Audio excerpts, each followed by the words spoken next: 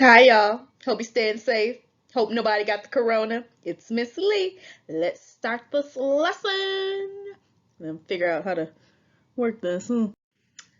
So, as it already says, you're going to be doing everything on a separate sheet of paper. However, practice number 3 is going to be a little bit different.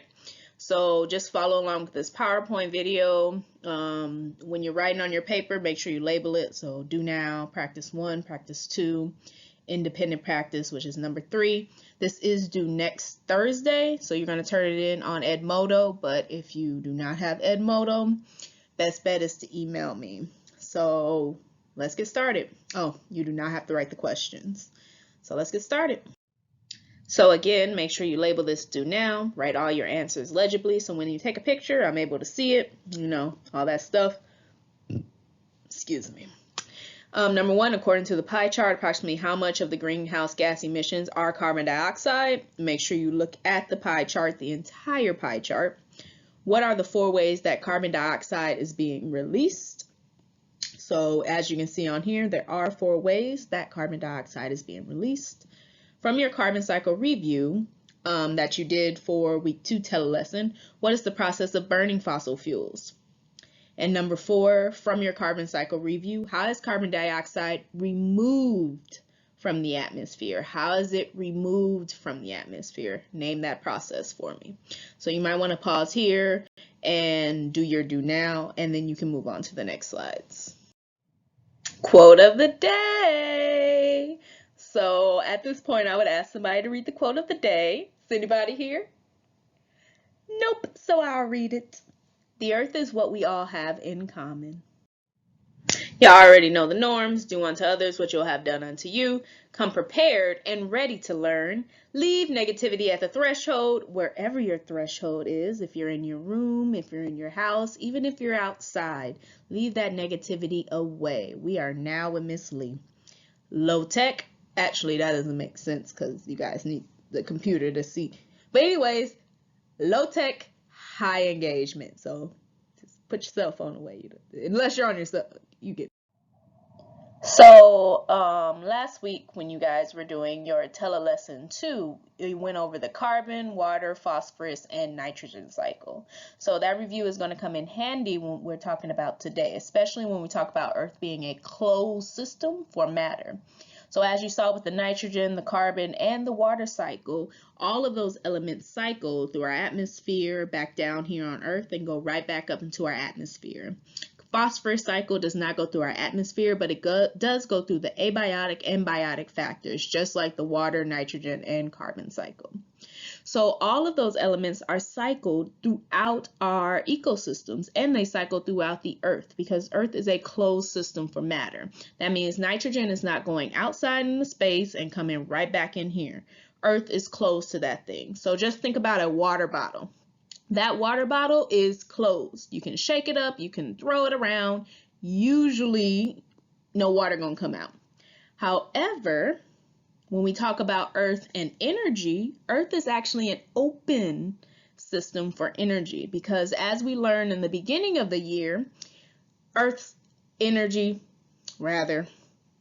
from the sun is constantly coming into Earth to power our photosynthetic organisms, our autotrophs. And our autotrophs, our producers, are at the bottom of the pyramid supporting everything up. So when it comes to matter, Earth recycles. But when it comes to energy, that energy is coming straight from the sun. So what does that mean? That means that things are finite. All the resources we have on Earth are finite. So the more that we use, the longer it takes to replenish and recycle. So all of the things on Earth are finite. So to maintain homeostasis, and homeostasis is a equilibrium or a balance. So in order to maintain that balance, Earth is constantly cycling matter and taking energy from the sun. So that cycling of the matter actually creates this balance in Earth, so it remains stable. Your body does this as well. So for example, it gets really hot, and I get really hot. And when I get hot, I sweat. Sweat is a way that your body maintains its internal temperature by keeping the outside of your body cool. So when the wind hits your sweat, that cools down your body, and your body is able to maintain whatever temperature it needs. That's how your body maintains that homeostasis. One way that we learned about homeostasis, even though I didn't use that vocabulary word, is through photosynthesis and cellular respiration. So as you know, carbon dioxide is constantly in the atmosphere, and we also know that oxygen is constantly in the atmosphere. However, photosynthesis is the only way that you can get carbon to come down here on Earth. So it's the only way we can remove carbon from the atmosphere as of now. So what photosynthesis does is it takes that carbon dioxide, converts it into something that plants can use, glucose, and then the byproduct is oxygen. And so that glucose and oxygen that plants produce is then used by organisms like humans, other animals, decomposers, and it is then converted into energy. That is called cellular respiration. So right now, everybody breathe with me. We just did cellular respiration. We took in oxygen, and whatever we ate for lunch or dinner or whenever you're watching this, that is then going to be mixed with the oxygen, not quite like that, but just for today's sake, in order to create ATP. So we need oxygen and glucose. So this maintains the balance of carbon dioxide and oxygen within our atmosphere. So this is one way that the Earth has that homeostasis. So if you see me looking kind of weird, it's because I'm writing on the screen. So as you can see for photosynthesis right here, we have some inputs. So our inputs are carbon dioxide and water. And also we have this sunlight that powers the whole system. So carbon dioxide and water, using that sunlight energy, goes through the process of photosynthesis, and photosynthesis creates glucose and oxygen. Now that glucose is going to be within the plant, so when an organism eats that plant, it will get glucose. So for example, this rabbit, when it eats the plant, it's going to get glucose from that plant. And when it breathes in air, it is going to get oxygen. So as you can see, that glucose and oxygen are going towards this rabbit right here. So this rabbit is going to do cellular respiration. And when it does cellular respiration, it is going to release carbon dioxide and water. So every time that you breathe out, you are breathing out carbon dioxide and water. And what do those two things do? Well, that carbon dioxide and a little bit of water that you breathe out are going into our atmosphere. And plants can use those, powered by the energy of the sun, to create glucose and oxygen. So we see the recycling of this matter. We see the recycling of the carbon, and we see the recycling of oxygen, maintaining that homeostasis within our atmosphere or within our Earth. See, isn't it beautiful? You see the little circles, circular. Hey. Let's continue. All right. So for homeostasis, photosynthesis and cellular respiration are just one example.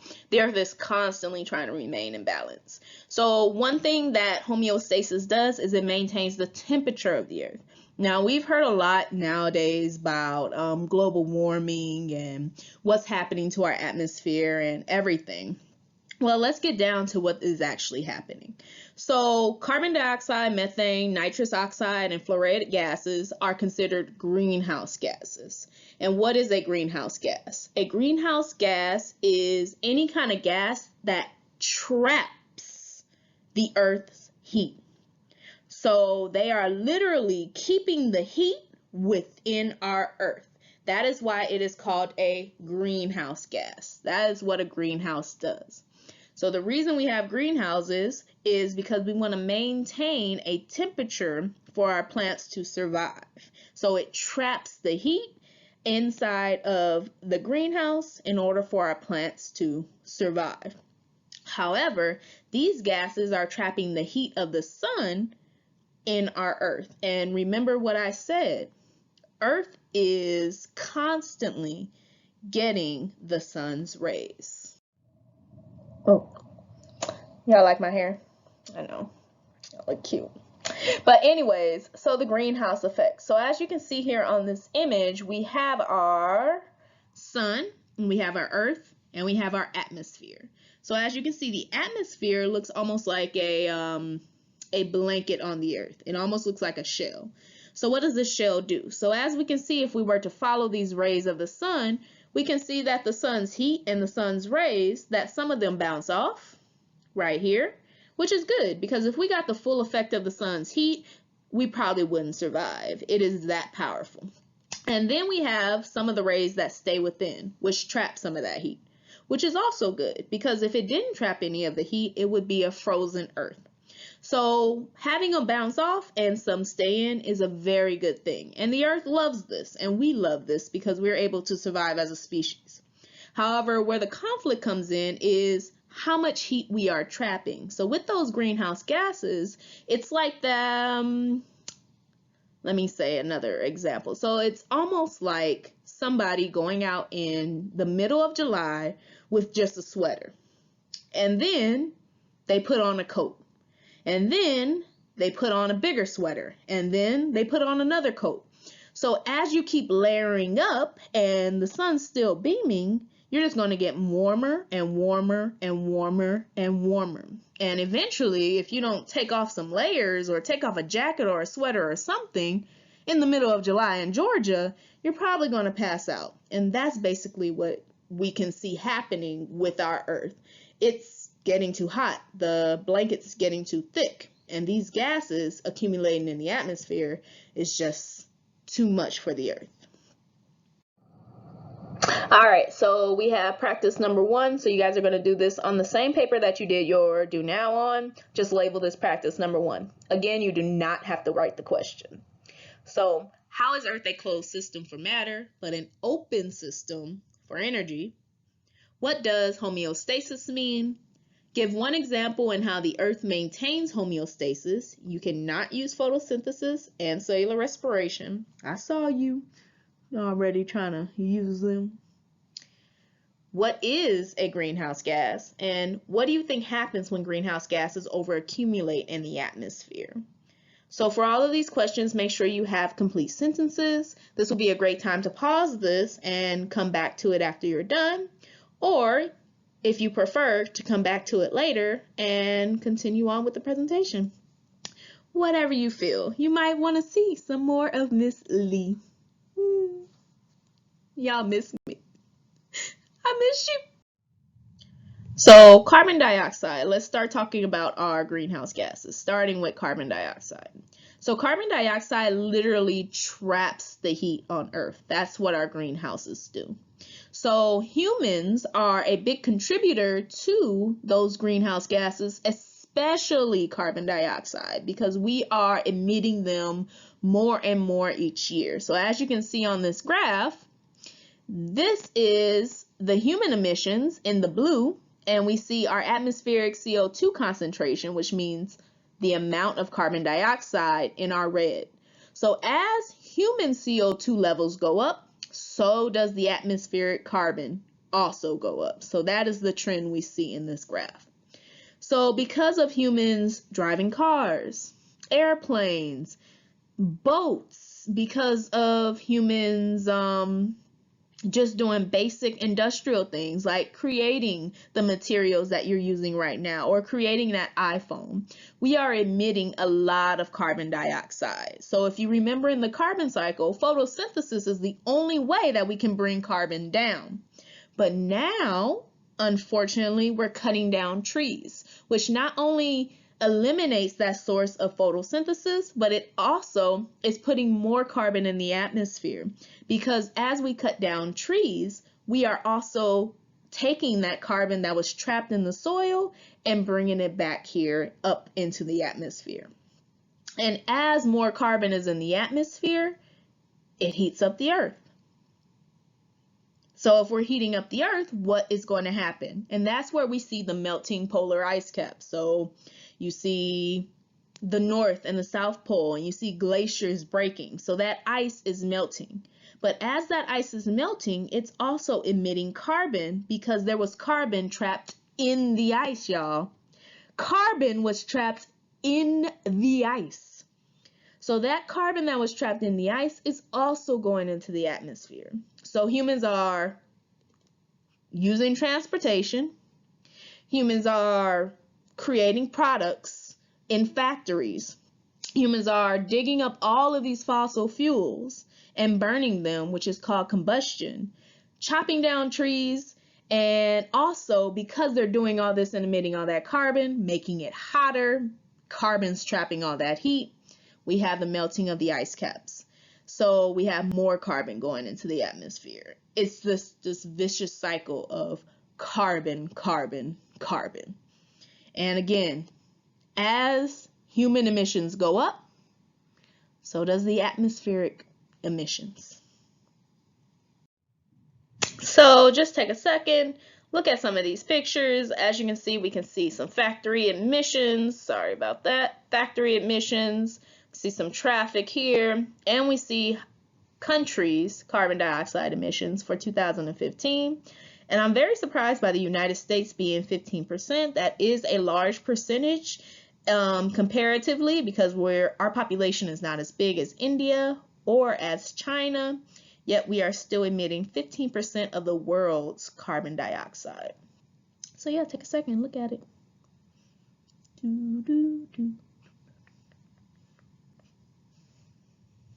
All right, good. Dance break. You might want to dance. Do, do, do, do, do.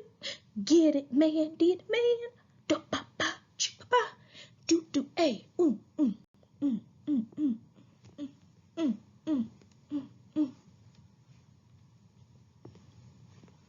All right. All right, so let's go to our second greenhouse gas, which is methane.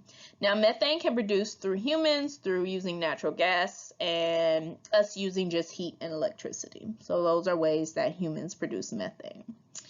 Another way that methane can be produced naturally is through decomposition. So if you remember, decomposition is the process of breaking down organic material, dead organisms.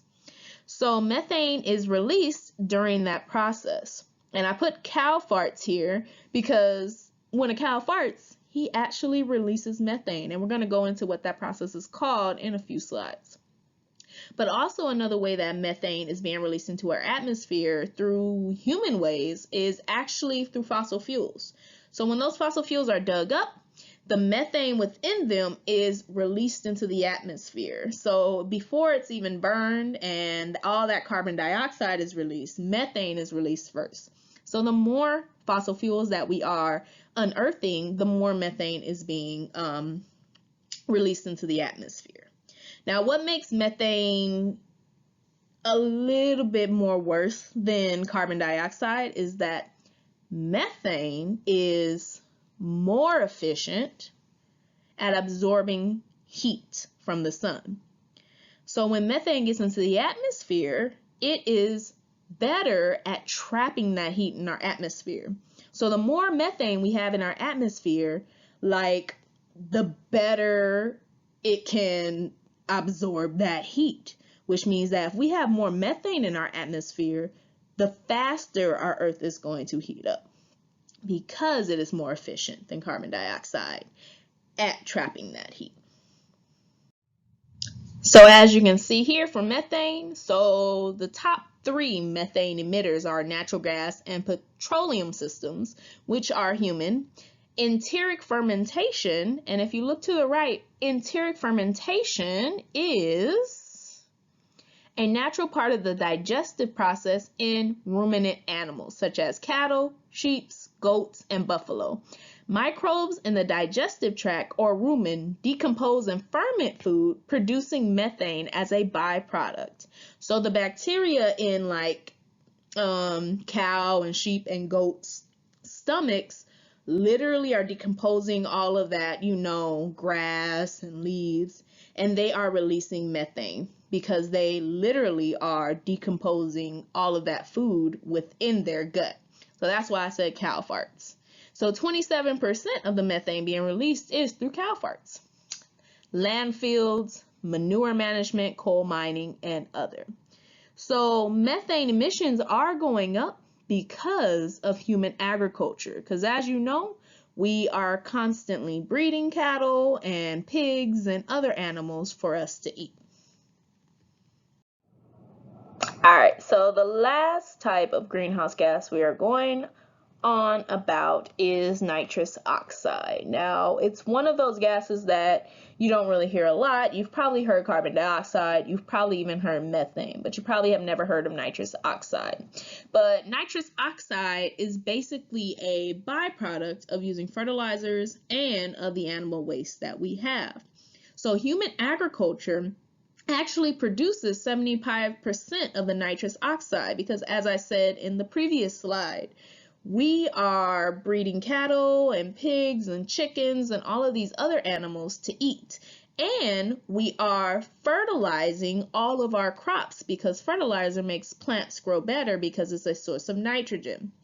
Since we're doing this agriculture, all that nitrous oxide is going into the atmosphere. Just like methane and carbon dioxide, nitrous oxide also heats up the earth by trapping in that heat.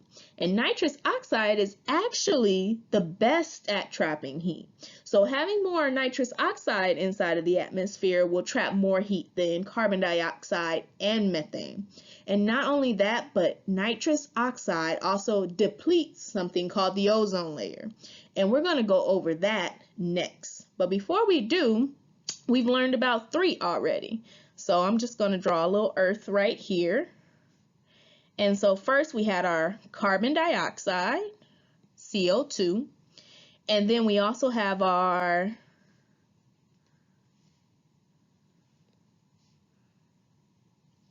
methane, CH4,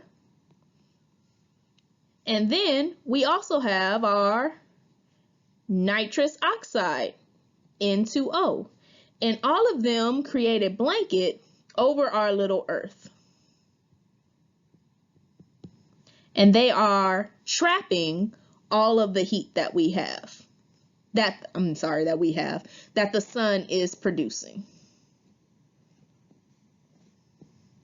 So it never bounces back really. So they are creating this blanket or this layer right over our earth. And this is the greenhouse effect. So let's move on to something called the ozone layer. And the ozone layer is going to be important for something else. Sorry, I lied. So where does N2O come from?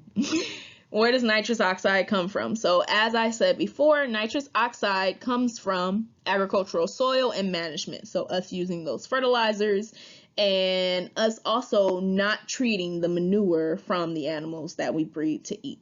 So as you can see, 74% though does come from that. But then you have small amounts coming from transportation, chemicals, and combustion and other types of things.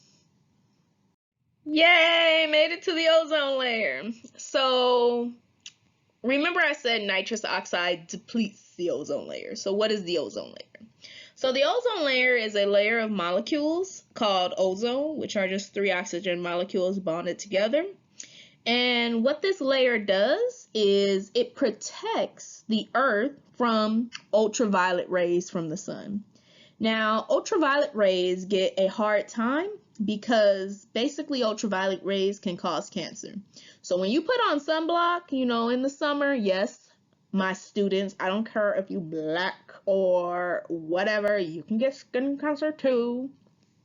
But what happens is UV rays can cause skin cancer. So when we put on sunblock, we are blocking those rays from actually hurting our skin. And that's what the ozone layer does for the entire earth. It's like the sunblock of the earth. So without the ozone layer, everything on earth would basically burn because of those UV rays.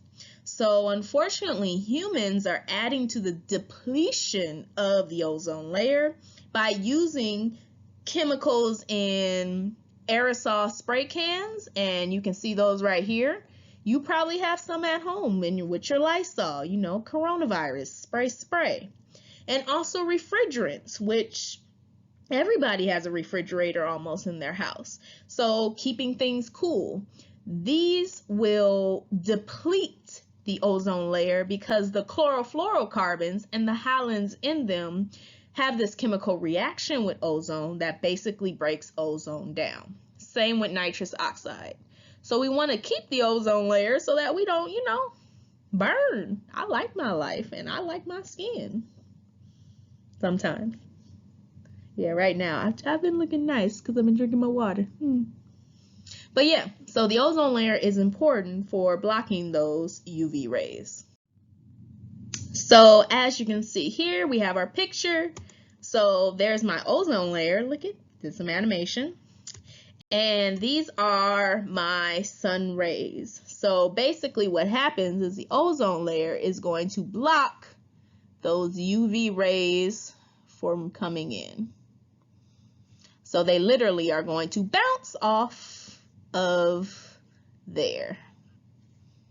But if we don't have an ozone layer, they're going to come in and give us a tan of our life. All right, so this is your second practice. Again, you're going to write this on your do now paper and the paper that you already did your practice number 1 on. Again, you do not have to write the question. So which molecules trap heat in the Earth's atmosphere? Please do a rough drawing of what the greenhouse effect looks like on Earth. Make sure you label your drawing with the atmosphere, methane, carbon dioxide, nitrous oxide, ozone layer, ultraviolet rays, and heat. Number 3, what human activities are leading to more carbon dioxide in the atmosphere? And then 3.1, what human activities are leading to more methane in the atmosphere? And 3.2, what human activities are leading to more nitrous oxide in the atmosphere? So you might want to name about 2 for each question. What is the importance of the ozone layer? And number 5, methane and nitrous oxide both are more efficient at trapping heat in the atmosphere, more than carbon dioxide. So why do you think we are more concerned about carbon dioxide emissions?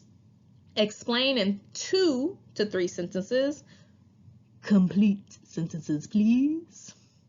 And use evidence from the pie chart in your do now. So this may be time you want to go back to your do now. Look at that pie chart because it basically has the answer there for you. Just explain it in 2 sentences. So yeah, go. Do practice number 2. Or number 1 in your do now if you didn't do those already and you just wanted to enjoy me, Go ahead. Okay, I'm gonna stop so you can do your work. Do your work. So yeah, this is a video. It has a link. Definitely check it out. Cause yeah. Oh wait, I think we can watch it together. You want to do this? Yeah. It's 2 minutes, by the way. Our climate is changing. Temperatures in general are increasing.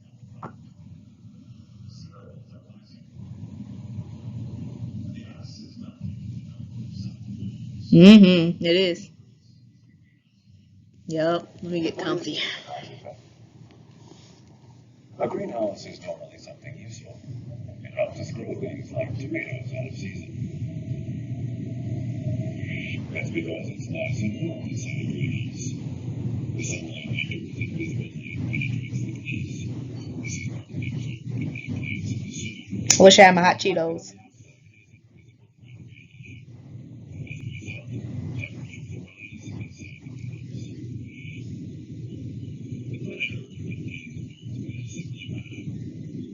Fortunate, because otherwise we could not survive. Without the natural greenhouse effect, temperatures on our planet would be around -15°C. Oof.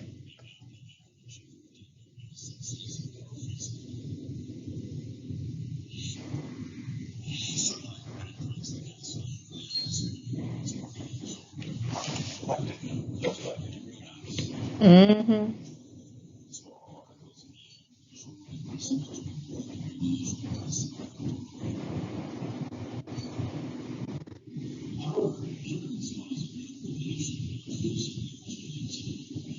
As usual.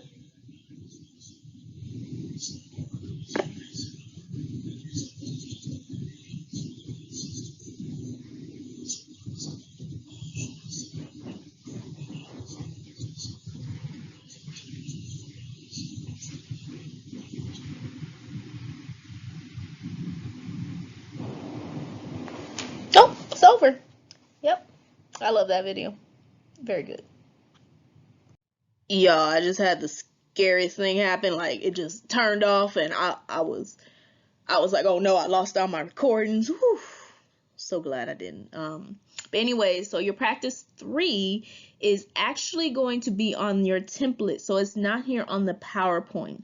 You're going to have to follow the directions given to you either on Edmodo, Remind, or via email.